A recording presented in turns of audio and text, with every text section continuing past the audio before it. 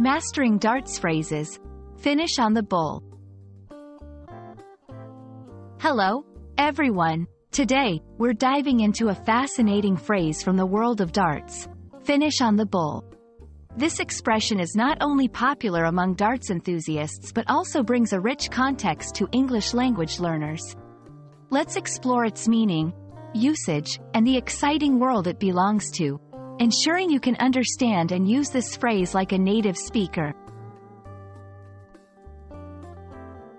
Before we decode "finish on the bull," it's crucial to grasp some basics of darts.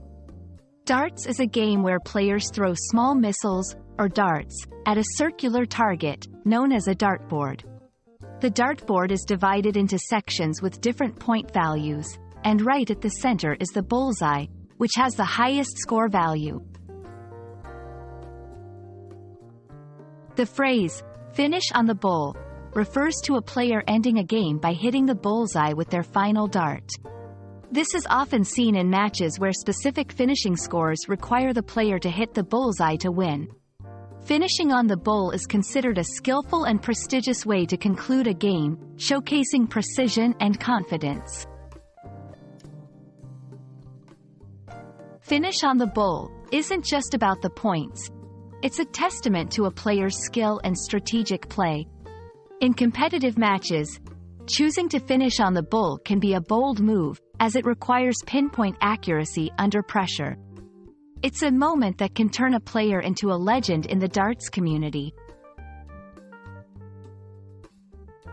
Interestingly, "finish on the bull" transcends the game of darts. It's used metaphorically to describe completing any task with flair or achieving success against the odds. In everyday English, you might hear someone use it to describe finishing a challenging project with an exceptional result. We hope this exploration of "finish on the bull" has been enlightening and entertaining. Whether you're a darts player, a fan of the game, or someone interested in the nuances of the English language, this phrase is a perfect example of how sports can enrich our vocabulary and cultural understanding. Remember, learning English is not just about grammar and vocabulary but also about embracing the cultural stories and expressions that make the language so vibrant. Thanks for watching, and see you in our next video.